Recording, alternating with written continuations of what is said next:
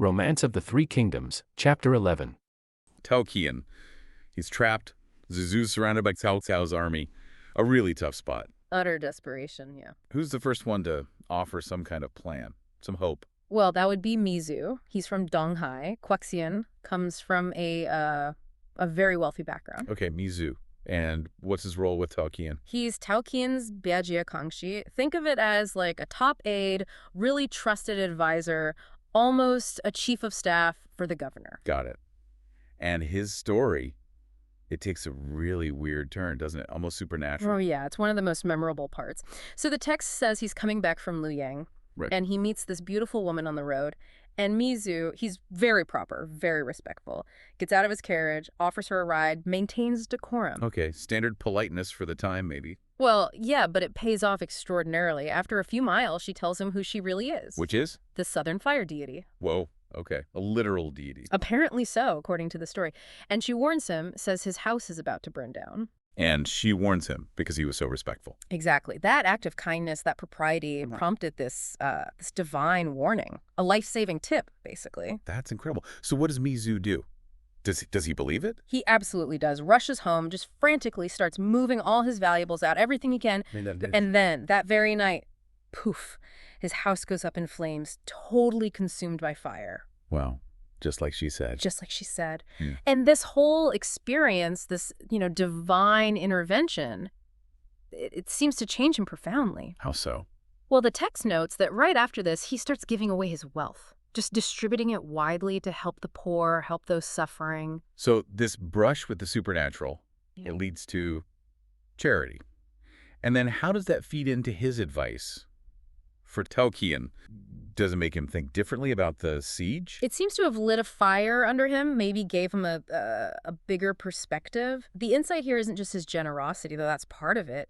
It's how this major personal shock, this divine warning, shifts his whole focus. Right. He goes from wealthy administrator to someone thinking strategically, thinking about survival on a bigger scale. His plan for Tao Qian becomes really clear, really focused. And what was that plan? It was two-pronged. He says, okay, I will personally go north to Beihai and ask Kong Rong for help. Kong Rong was another governor. Okay. And the second part? And he says, we need to send someone else east to Qingzhou to get help from Tian Kai, another potential ally. Makes sense. Spread the requests. Did they find someone for that second mission? Yep. A guy named Chen Deng immediately volunteered, said he'd go to Qingzhou. So the plan was set in motion. All right, so Mizu heads off to Beihai to see Kong Rong. Yeah. Let's talk about Kong Rong. He's not just some local official, right? He has this incredible background. Oh, absolutely incredible. Kong Rong, his style name was Wenju. He's the 20th generation descendant of Confucius himself. Wow. That's about as prestigious as it gets in China, then or now. Pretty much. His father, Kong Zu, was a Taishan commandant. So, public service and duty were in his blood.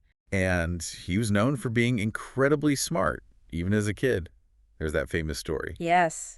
The Li Ying story. He's only 10 years old, visits this high-ranking official, Li Ying, and someone there, another official named Chen Wei, makes this kind of cynical remark like, oh, being smart as a kid doesn't mean you'll be smart when you grow up. Ouch.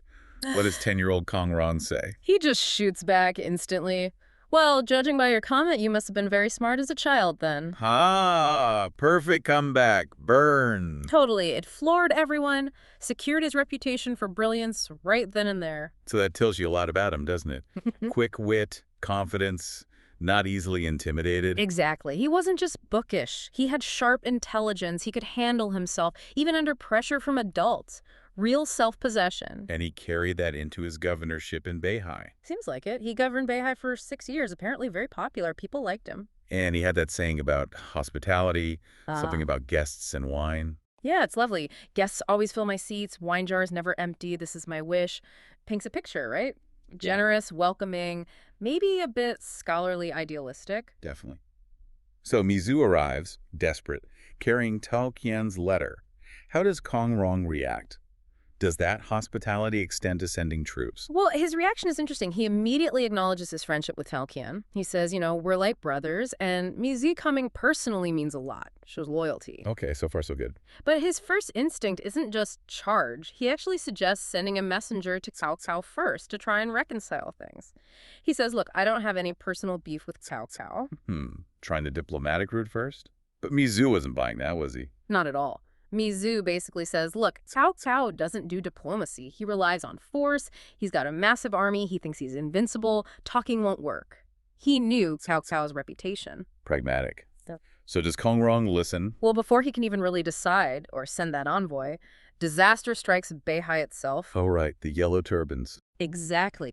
The Yellow Turban rebel leader, Guan Hai, part of that huge, chaotic uprising that had been tearing through the country, suddenly attacks Beihai with thousands of followers. Talk about timing. So Kong Rong goes from considering helping a friend under siege to being under siege himself. Instantly. It completely changes the situation, and it really poses the question, how does this scholar, this witty, hospitable governor, handle a sudden, brutal military assault? What did Guan Hai want? Grain. A lot of grain. 10,000 shi, which is just an enormous amount.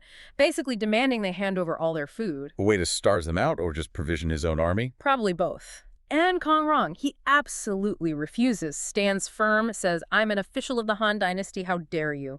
Very defiant. Brave, but maybe not strategically wise given the numbers. Well, the immediate result wasn't good. Guan Hai was furious. They fought. And Kong Rong's general Zhang Ano, he was killed almost instantly. Just a few clashes. Oh, no. Yeah. Kong Rong's forces were routed, retreated back into the city, and Guan Hai slammed the gates shut behind them. Full siege. So Kong Rong's situation is suddenly just as bad, if not worse, than Tao Qian's. Absolutely dire. Forces crushed, city surrounded, top general dead. Yeah. It looks completely hopeless. This is where the story takes another incredible turn, right? Just when things look darkest. Precisely. This is where one of the most, I think, cinematic moments happens. What happens? Out of nowhere, a single warrior appears. Just one guy. And he charges straight into the huge rebel army surrounding the city. One guy against thousands. Yeah. The text says he just carved through them left and right, as if entering an uninhabited place. Just fearless. Reaches the city moat, shouting for them to open the gates. Did they? I mean, Kong Rong would know who it is. He hesitated at first, exactly, didn't recognize him. But this warrior is just outside the walls, single-handedly fighting off rebels trying to stop him, kills like a dozen of them right there at the moat. His skill was undeniable. So Kong Rong lets him in. He does. Opens the gates, the warrior rides in. Dramatic entrance. Okay, I have to ask. Who is this guy? This is Tai Xingqi from Dunglai, Huangjin. Tai Xingqi. Okay. Why is he there? Did Kong Rong send for him earlier? No, and this is the really amazing part. The reason he's there, his mom sent him. His mother. Seriously. Turns out Kong Rong had been very kind to Tai Xingxi's elderly mother some time before. Tai Xingxi himself was away up in Liaodong, dealing with some trouble. Okay. While he was gone, Kong Rong heard about his mother living alone, maybe struggling, and repeatedly sent her gifts. Grain, silk, looked after her. Ah, so Kong Rong's earlier kindness, that hospitality he was known for? It comes back in the most unexpected way. When his mother heard Kong Rong was now besieged by rebels, she felt this huge debt of gratitude.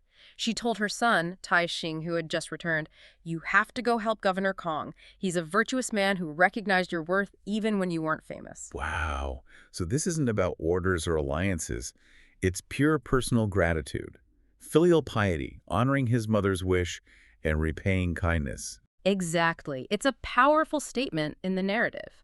It suggests that sometimes the strongest motivations, the ones that lead to almost superhuman acts of courage, aren't strategic. They're deeply personal. They defy military logic. How does Kong Rong react when he finds out who it is and why he's there? He's absolutely delighted. He actually says, oh, you are Tai Xingqi. I know of your heroism. So Tai Xingqi already had some reputation. And Tai Xingqi, what does he want to do now that he's inside? He's all action. Immediately says, give me 1,000 elite soldiers. I'll lead them out right now and break these rebels ready to fight. Just like that. But Kong Rong hesitated earlier. He's still cautious. He sees the huge number of rebels outside, maybe tens of thousands. He tells Tai Xingxi, look, you're brave, but they vastly outnumber us. Leading a sortie now might be suicide. Makes sense. What does he suggest instead? He suggests that Tai Xingxi undertake a different mission, break out of the siege, and go get help from Liu Bei. Liu Bei. Okay, another major figure. Why him? Kong Rong believed Liu Bei was a renowned hero, someone whose arrival would definitely scatter the rebels. It was seen as a more strategic move than a direct assault. How does Tai Xingxi take that? Yeah. Being asked to basically run for help instead of fighting. He doesn't flinch. His resolve is absolute. He basically says, okay, that's the plan, but understand, my mother sent me. If I can't even break out of this siege to deliver your message, I'll be too ashamed to face her again. Wow. The pressure's still on him personally. Immense pressure. So he agrees to go, but on his terms, driven by that honor. He prepares, waits for dawn, takes his bow and spear. Does he go alone? He goes alone, fights his way out of the city. Guan Hai sees him escaping, realizes he must be going for reinforcements, and sends hundreds of cavalrymen chasing after him. So he's surrounded again, but this time outside the walls. Surrounded. But Tai Xini is just depicted as this incredible warrior. He uses his iron spear, picks off riders with his bow. The text says his arrows never missed. He shoots down rebels left, right, and center. Guan Hai's men just can't catch him or stop him. He breaks through. He pulls off this incredibly daring escape. Right, breaking through the enemy lines in the middle of the night. His goal, find Liu Bei. Yeah, it's quite cinematic. But what really grabs me is why he's doing it. He helps Kong Rong, but says, they're not related, not even from the same village. It's purely because they share moral principles, this bond that makes them want to face troubles together. Is that common? Well, that's the fascinating part. That phrase, Junoi, it points to a kind of loyalty that goes way beyond family or hometown ties. So it's about values. Exactly. It's about shared ideals, a meeting of minds and spirits, you could say. And in an era rife with betrayal, finding someone acting on that kind of principle, well, it's pretty rare. It's quite profound, actually. It really stands out. And then Liu Bei hears that Kong Rong needs his help. His reaction is almost disbelief. Does Kong Beihai even know Liu Bei exists? Yeah, classic Liu Bei. It's partly genuine humility, but it also subtly reinforces his image as maybe an underdog. Makes his later actions seem even bigger. Precisely, because despite those humble words, he acts fast. Liu Bei, Guan Yu, Zhang Fei, and Tai Xixi himself, they gather 3,000 elite soldiers and head straight for Beihai, no messing around. And the rebel leader there, Guan Hai, he sees this smaller force coming. And thinks easy pickings. Big mistake. Yeah. Because then Guan Yu steps up. Oh, yeah. Swift, powerful charge, straight at Guan Hai. The text says within dozens of exchanges. Guan Yu basically splits him in two, right there on his horse. Yeah. It's incredibly graphic. Brutal. And that single act, Guan Yu's sheer martial skill, it wasn't just about killing the leader. No, it must have terrified the rebels. Absolutely. It shattered their morale instantly. That plus Tai Xixi and Zhang Fei charging in, Liu Bei advancing. The rebel army just fell apart. It was a total rout, sparked by that one decisive moment. So they had this victory, a celebratory feast in Beihai. Must have felt good. A rare moment of relief, I'd imagine. But peace is fragile, isn't it? Almost immediately, new, really bad news arrives. Mi Zhu shows up. Right, and this is where the situation shifts dramatically. We learn Cao Cao's father, Cao Song, was killed by a general named Zhang Kai. And Cao Cao is now taking brutal revenge on Zhuzhou, besieging the city. Yeah, a campaign driven purely by vengeance. Liu Bei's first reaction, though, it's sympathy for Tao Qin, the governor of Zhuzhou. He calls him a benevolent gentleman suffering an unjust misfortune. It immediately puts Liu Bei in a tough spot, ethically speaking.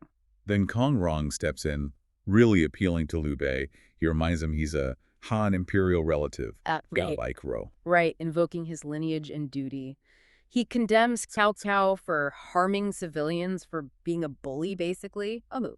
He's putting serious moral pressure on Liu Bei. He really is. But Liu Bei hesitates at first. He says he has few soldiers and generals. He's being practical. Understandably so. But Kong Rong doesn't let up. He talks about taka, great righteousness. He basically asks Liu Bei, where's your sense of justice? It shows you the kind of expectations placed on leaders then, especially someone with Liu Bei's background. Definitely. There was this expectation to act on principle, not just on what was immediately advantageous. And then Liu Bei makes this incredibly powerful statement. He quotes a sage. From ancient times, all must die, but without trustworthiness, a person cannot stand. A core principle. And he follows it up with, whether Liu Bei borrows troops or not, he will surely come in person. Wow. He commits fully. That's the defining moment, isn't it? The absolute weight he gives his word. It's more than just integrity. It's actually a strategic tool for him. How so?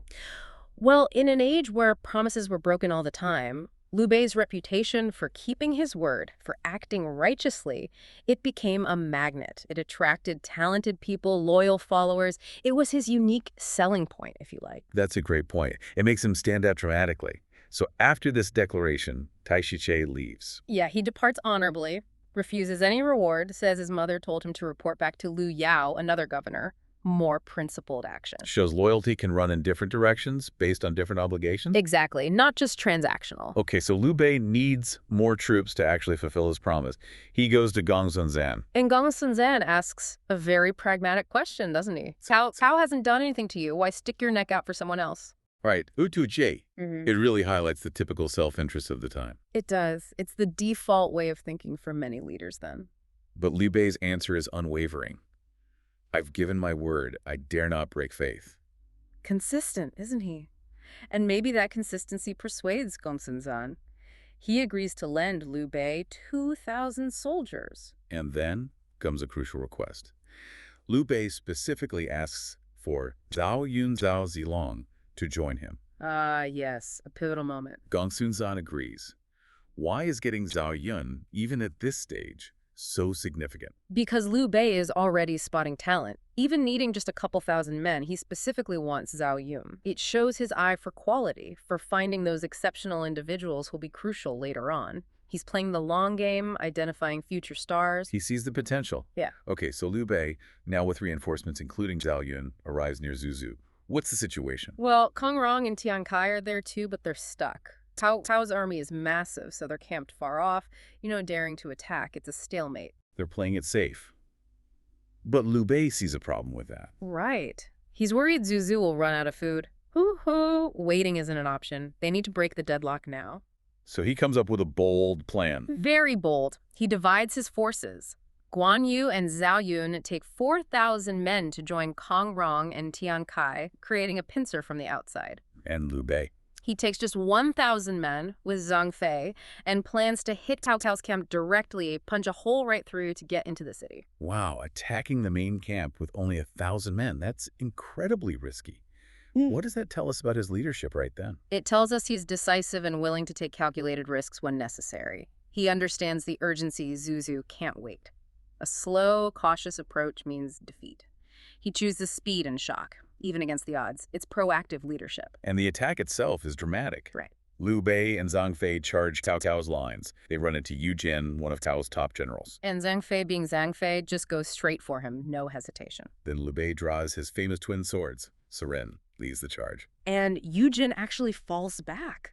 Zhang Fei chases him all the way to the city gates. It's an amazing breakthrough. So Liu Bei gets into Zuzhu. He's greeted by Tao Qian, who's apparently very impressed by Liu Bei's whole demeanor, his lofty bearing and open manner. He makes a strong impression, definitely. And then comes the absolute shocker. Tao Qian immediately offers to hand over the entire governorship of Zuzhu to Liu Bei. Just like that. Yeah, he tells Mizu to bring the official seals. The Karature says he'll write to the emperor. It's an astonishing offer. Tao Qian gives his reasons. He's old, not capable. Liu Bei is imperial family. The times are chaotic.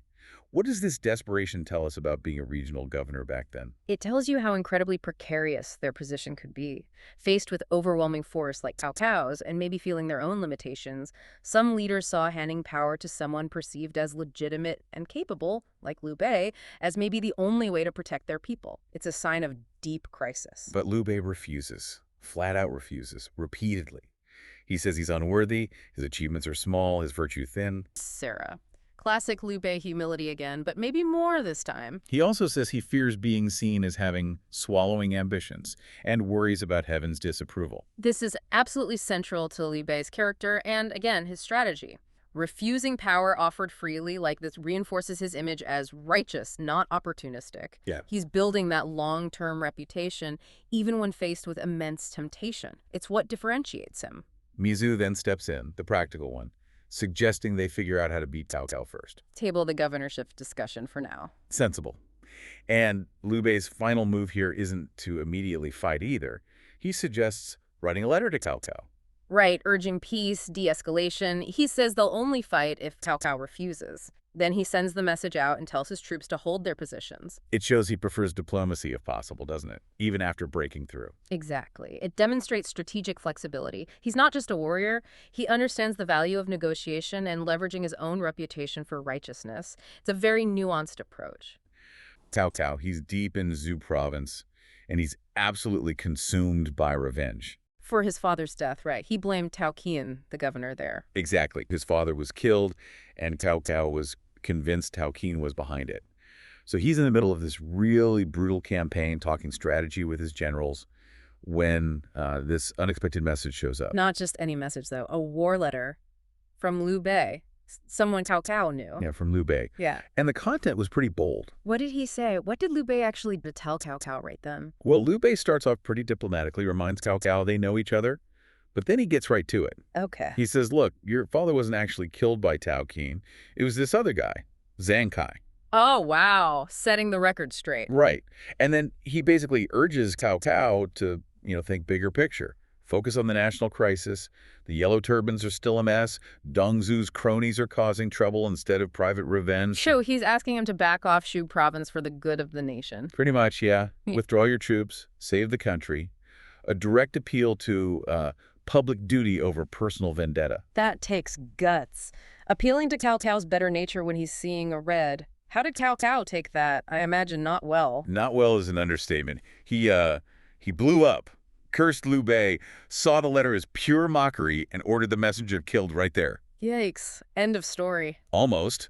But then his advisor, Gu Jie, steps in. Very smart guy. Ah, Gu Jie. What did he suggest?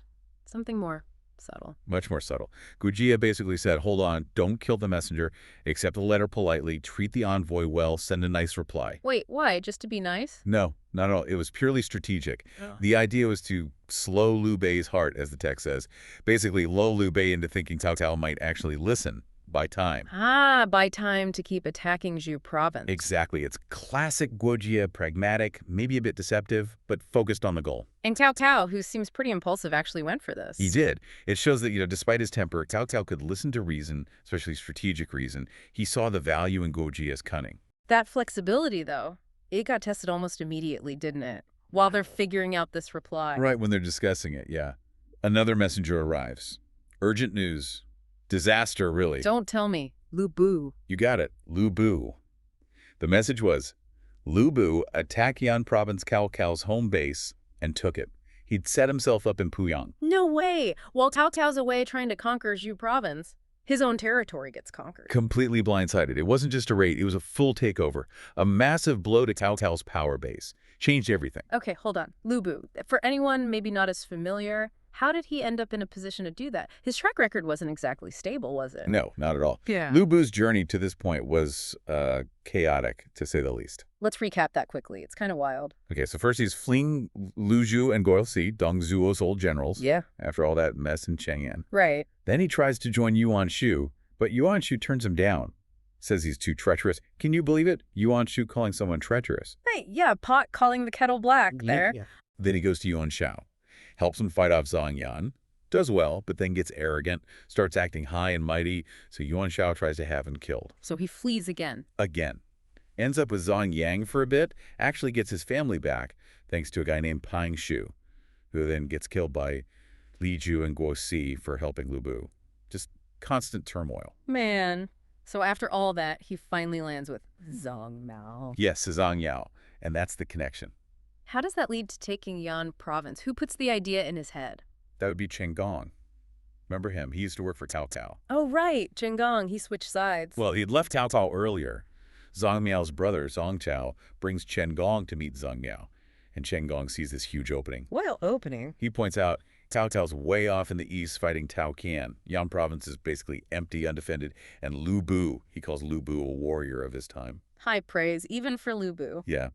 Chen Gong argues that if Zhang Yao allies with Lu Bu, they can seize Yan province together, create their own power base, a hegemonic enterprise. And Zhang Miao goes for it, leverages Lu Bu's fighting skill. He does, and it works like astonishingly fast. Yan province just collapses. Wow. Did anyone hold out? Only 3 places held: Wan City, Dongyi, and Fan County. And that was thanks to Sun Yu and Cheng Yu, two of Cao Cao's really capable advisors who were left behind. So they managed to save something. Yeah, Cao Ren, another of Cao Cao's generals, Yeah. tried multiple times to win back territory and just kept failing. It shows how bad the situation was. Lu Bu and Chen Gong really had the momentum. So back to Cao Cao. He gets this news. His home base is gone. What does he do? He must have been devastated. Totally devastated. The text says he cried out, "Yan province is lost, leaving me with no home to return to." Real despair. So who pulls him out of it this time? Guojia again? Guojia again. Ever the pragmatist. His advice now. Forget Zhu province for a moment. Forget it. But he was so set on revenge. Guojia suggests selling a favor to Liu Bei. Basically, tell Liu Bei, okay, I'll retreat, even though the real reason is Lu Bu. Make it look like Liu Bei's letter worked. Exactly. Retreat from Zhu province. Look magnanimous. But really, it's about freeing up his army to go back and fight Lu Bu to reclaim Yan province. Save the home base first. That's clever, turning a forced retreat into a political gesture. Very clever. And Cao Cao, seeing the immediate danger to his core territory, agrees instantly, sends that reply to Liu Bei, and pulls his forces back from Zhu province. What a turnaround. Driven by vengeance one minute, forced into a strategic retreat the next. It really shows how volatile things were. Absolutely. But while Cao Cao is dealing with this crisis, Liu Bei's story takes a completely different and honestly really fascinating turnover in Zhu province. Right, so Cao Cao retreats. What happens back in Zhu province? Cao Cao must have been relieved. Immensely relieved. Liu Bei's envoy returns with the news. Cao Cao's army is gone. Cao Qian is overjoyed. He calls this big meeting, invites Liu Bei, Kong Rong, Tian Kai, and of course Liu Bei's brothers Guan Yu and Zhang Fei, plus Zhao Yun was still there. A celebration. More than that, this is where Cao Qian does something extraordinary. He stands up and basically offers Liu Bei the governorship of Zhu province. The whole thing. Just like that. Just like that. He praises Liu Bei, descendant of the imperial family, virtuous, talented, says he himself is old, sick, and his own sons just aren't capable. He wants to retire, and he wants Liu Bei to take over. Wow. That's huge. Keys to a rich, important province. How does Liu Bei react? He must have jumped at it. Nope. Absolutely refused. Vehemently. Refused. Why? He said he came to Zhu province purely out of righteousness, to help Cao Qian in a time of need. To just take the province now, even though it was offered freely, would make him look like an opportunist. He said the whole world would see him as unrighteous. Okay, that's principled. Maybe too principled for that era. I mean, everyone else was grabbing land. That's the debate, isn't it? Was it smart? Strategically. Maybe not in the short term. Yu province was wealthy, 1 million households, according to the text, a massive resource base. Did anyone try to convince him? Like, come on, Liu Bei, take the deal. Oh yeah, pretty much everyone. Zhu, one of Cao Qian's officials, pointed out the Han dynasty was crumbling. Chaos everywhere. Now was the time to build power. Chen Dang insisted Cao Qian was genuinely too thick to rule effectively. Even Kong Rong, the respected scholar. Even Kong Rong. He dismissed potential rivals like Yuan Shu as nothing. A dry bone in a grave, he called him. And he gave Liu Bei that famous warning. Heaven gives, but if you don't take it, you'll regret it later. Basically, this is fate. Don't mess it up. Man, the pressure must have been intense. Did Cao Qian try again? Cao Qian practically begged. He broke down in tears, saying if Liu Bei left, he would die not resting in peace. Really laid it on thick. And Liu Bei's own brothers, Guan Yu and Zhang Fei, what did they think? Even they pushed him. Guan Yu, always practical, suggested Liu Bei could maybe just take charge temporarily, help out. Okay, a compromise maybe. And Zhang Fei, being Zhang Fei, was much blunter. He basically asked why Liu Bei was being so stubborn when the offer was clearly sincere. Just take the province. So everyone's telling him to do it. What does Liu Bei say to his own brothers? He turns to them and asks if they want to trap him in unrighteousness. He just wouldn't budge on that core principle. Wow. Is that just pure integrity, do you think? Or is there maybe some long-term political calculation there, building a reputation? It really seems genuine with Liu Bei. This commitment to Yi, righteousness, duty, honor, becomes his brand, his defining trait. In a world full of warlords grabbing power any way they can, it makes him stand out. It attracts loyal followers later on. So maybe it is a long game strategy, even if subconscious. Build moral authority. Okay, so if he won't take Zhu province, what happens? Does everyone just pack up and leave? Well, Cao Qian realized Liu Bei wasn't going to accept the governorship, so he offered a compromise. Oh, is the compromise? He suggested Liu Bei station his troops nearby in a town called Little Pei. From there, he could still help protect Zhu province if needed. Little Pei, and Liu Bei agreed to that. That he finally agreed to. It allowed him to help to fulfill a duty without compromising his principle about taking the province itself. So a middle ground. Right, so Zhao Yun heads back north, Kong Rong goes back to Beihai, Tian Kai leaves too, and Liu Bei, with Guan Yu and Zhang Fei, sets up shop in Little Tay. They start repairing the walls, settling in, reassuring the locals. It's his new base of operations, secured through principle, not conquest. Fascinating how his path is already so different. Okay, let's pivot back. Cao Cao's heading back to Yan province to deal with Lu Bu. What happens when they finally clash? So Cao Cao gets back to Yan province. He links up with Cao Ren, gets the full picture. Lu Bu's forces are strong, and crucially, he has Chen Gong advising him. That must have worried Cao Cao, knowing Chen Gong's skill. You'd think so. Mm-hmm. But Cao Cao, despite the losses, seems remarkably confident. He sizes up the situation and says something really telling about Lu Bu. What's that? He says, I reckon Lu Bu is brave, but without strategy, so he is not to be worried about. Ooh. He sees Lu Bu's core weakness. All muscle, no long-term plan. Exactly. Cao Cao respects Lu Bu's fighting ability, but isn't intimidated by his strategic mind because he thinks Lu Bu doesn't really have one. So Cao Cao decides to camp and plan carefully, not just rush in.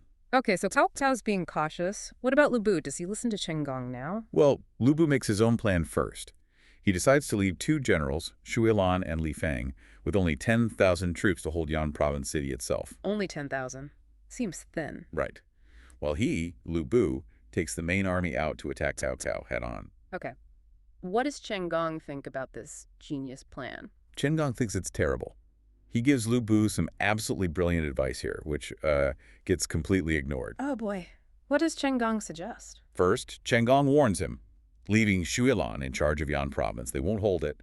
He predicts they'll lose the city. Okay, valid concern. What else? Second, and this is the masterstroke, Chen Gong suggests an ambush. He points out this treacherous mountain road, the Tai Mountain Road, about 180 lions south. That's like 60 miles or so. Tai Mountain Road. Okay. He figures Cao Cao's army, rushing back from Shu province, will be exhausted, strung out, moving fast through their perfect place for an ambush, hit them when they're tired and vulnerable. That sounds extremely smart. A classic ambush strategy. Let me guess. Lu Bu loved it. Lu Bu hated it, dismissed it completely.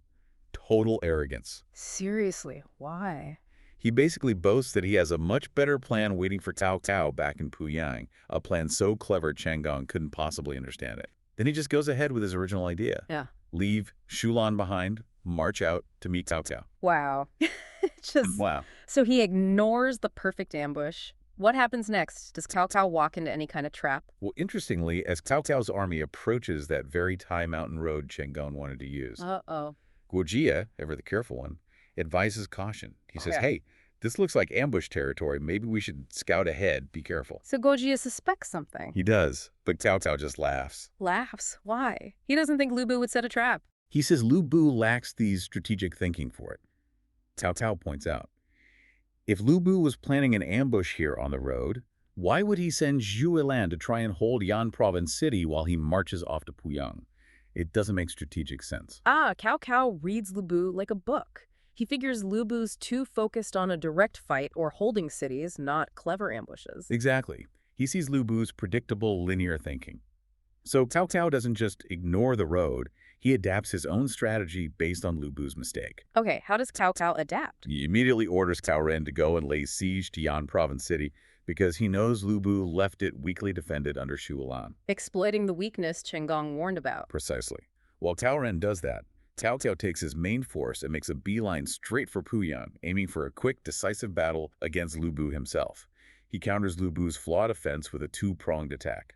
That's pretty brilliant counter strategy, exploiting Lu Bu's every mistake. It really is. It shows Cao Cao's tactical flexibility. So Cao Cao is now heading straight for Lu Bu in Puyang. Does Chen Gong get one last chance to warn Lu Bu? Yes. Chen Gong hears Cao Cao's army is approaching Puyang much faster than expected. He rushes to Lu Bu and says, strike now. Attack them immediately. They've marched a long way, they're tired. Hit them before they can even set up camp properly. Okay, last chance for Lu Bu to listen to reason. Attack the tired army. What does Lu Bu say? Please tell me he listens this time. Nope. This might be the peak of his hubris. He boasts, my single horse has traversed the world freely. Why should I fear Cao Cao? Oh, come on. He actually says he's going to wait for Cao Cao to arrive, let him set up camp, and then he'll just casually go out and capture him, effortlessly. He's going to wait for the enemy to rest and prepare. Because he's Lu Bu. Because he's Lu Bu, and he thinks Cao Cao is no match for him, no matter the circumstances. Yeah. Cao Cao arrives near Puyang. He sets up his camp, getting ready for, well, what looks like a huge confrontation. One big build-up. The very next day, he leads his generals out, open field. They form ranks, and then Lu Bu's forces show up. A massive army, 50,000 troops, drums thundering. It must have been quite a sight. Oh, absolutely intimidating. And Lu Bu himself is right out front, flanked by these really formidable generals. Zhang Liao, Zhang Ba. You mentioned Zhang Liao from Yanmen Mai, Zhang Ba from Taishan Huayan. Just raw power on display. And you see their rivalry spark almost immediately. Cao calls out, why are you seizing my territory? That kind of thing. Right. And Lu Bu's reply is just classic Three Kingdoms defiance, isn't it? Han territory belongs to everyone. Why should you be the only one to have it?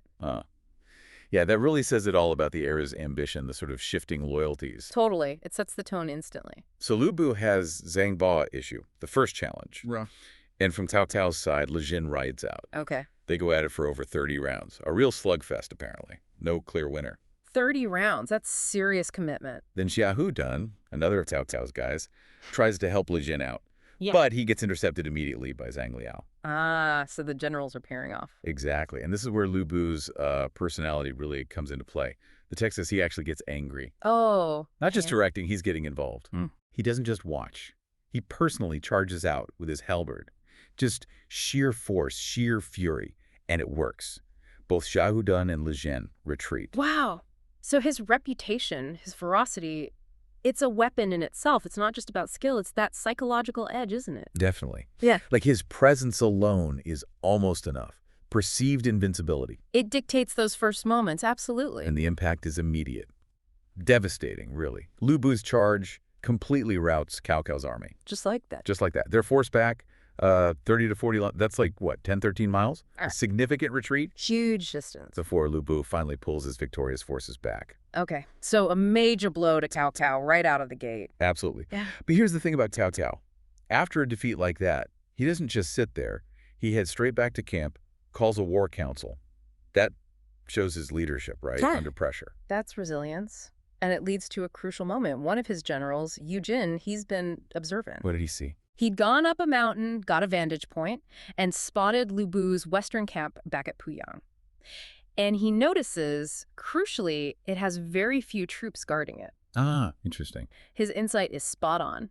After a big victory, Lu Bu's forces are probably celebrating, they're overconfident, they won't expect an immediate counterpunch. Okay, I see where this is going. So Yu Jin proposes. A bold plan. A night attack on that vulnerable western camp. He calls it the upper strategy. The best way to really shake Lu Bu and grab back the initiative. In Cao Cao, does he hesitate after that loss? Not at all. That's what's telling. He accepts immediately. Yeah. Decisive. Picks 20,000 cavalry and infantry. He's leading them himself, along with 6 key generals, Cao Hong, Yu Jin, and importantly, the powerhouse Dian Wei. Dian Wei. Okay, remember that name. Definitely. And they move fast, set off that very night, taking a small, covert path. Yeah. So this rapid pivot from being crushed to launching a daring night raid. Yeah. It really makes you think, how vital is that strategic thinking, that seizing of opportunity right after a setback? It's everything. It's military genius, isn't it? Many commanders would just, lick their wounds. Right, regroup defensively. But Cao Cao, guided by Yu Jin's sharp eyes, instantly looks for the enemy's weakness. It's not about force now, it's about smarts, speed, exploiting Lu Bu's likely state of mind. Turning their victory against them. Exactly. Their expected overconfidence becomes the vulnerability. Their win creates a potential trap. Okay, so let's shift focus. Back to Lu Bu's camp. He's probably feeling pretty good, right? Celebrating the win. Oh, you bet. Basking in the glory. But not everyone is relaxed. Who's worried? Chen Gong, Lu Bu's strategist, he's got concerns specifically about that western camp. He calls it a critical location, senses the danger. But Lu Bu, he's riding high, isn't he? Totally full of swagger. He just dismisses the warning, thinks Cao Cao wouldn't dare attack after getting beaten so badly. Classic overconfidence. Textbook. But Chen Gong, give him credit, he persists. He says, look, Cao Cao is an extremely skilled commander. We must guard against an unexpected attack. He sees beyond the moment. That's the strategist's job, right? See the danger others miss. Absolutely. But, victory can create this this echo chamber. You only hear the good stuff. It silences those critical voices, even trusted ones like Chen Gong. Yeah, success makes you vulnerable in its own way. That's the paradox right there. So does Lu Bu listen at all? Well, sort of. Belatedly. Partially. He does end up sending a few generals, Gao Xin, Wei Shu, Ho Cheng, to guard the western camp. But probably not with the urgency Chen Gong wanted. Seems unlikely. Clearly too little, maybe too late. It raises that question, what happens when good advice gets ignored or isn't acted on properly? Yeah, you usually end up paying for it. And they do. Chen Gong saw the weak spot. He understood Cao Cao's nature, but Lu Bu let his ego, his recent win, cloud his judgment. That created the crack Cao Cao needed. And Cao Cao exploits it perfectly. Mm-hmm. Dusk falls, his forces arrive at that western camp. Right on schedule. And they just burst in, all sides. The defenders are completely overwhelmed. They seize the camp pretty easily. A successful raid. But the fight's not quite over. Ooh. Around the fourth watch, so deep in the night, maybe 1 a.m. to 3 a.m., Gao Xin finally shows up with those troops Lu Bu sent. Ah, the reinforcements arrive. Yeah, but it turns into this chaotic counterattack. The battle just rages through the night, intense fighting. Until dawn. Until dawn. And then they hear drums from the west. It's Lu Bu himself. He's arrived with more reinforcements. Oh, boy. So Cao Cao's position just became untenable. Exactly. He has no choice. He has to abandon the camp he just captured and make a run for it. And the retreat? It sounds like it turns into a nightmare. A complete gauntlet. You've got Gao Xin and the others chasing him hard from behind. Okay. And then, boom, Lu Bu appears right in front of him, blocking the way. Trapped between two forces. His generals, Yu Jin and Li Jin, they try to fight Lu Bu off, but they just can't hold him back. So Cao Cao tries to escape north. He tries going north, yeah. But then, emerging from behind a mountain, guess who? Zhang Liao and Zhang Ba again. No way, they cut him off again. Yep, forces him to turn west instead. This is relentless. Surely he can get away heading west. You'd think, but then that path gets blocked, too, by another group of Lu Bu's generals, Hao Meng, Cao Xing, Cheng Linan, Song Jinan. He's completely surrounded. There's nowhere left to run. Effectively trapped. His generals are fighting like mad, but then arrows just start raining down, like a sudden storm, the text says. Chaos. Cao Cao is in a truly terrible spot. Can't move forward, can't escape. He actually cries out, "Who will save me?" Wow. Imagine that moment. Utterly cornered, arrows flying. What do you even do? How do you survive that? It takes something extraordinary. Right. That's the point where strategy kind of dissolves and it Yeah. comes down to pure will, maybe luck, and the loyalty of incredibly brave people. It's that razor's edge between risk and just desperation. Yeah, and it's where true leadership, or maybe just raw courage, has to shine through when everything looks lost. And that cry for help, it's answered, isn't it? This is the turning point. It is. Dian Wei, remember him, from Cao Cao's cavalry. He hears his lord's cry. And he just leaps into action? Leaps into action is putting it mildly. What he does next is, like you said, almost cinematic.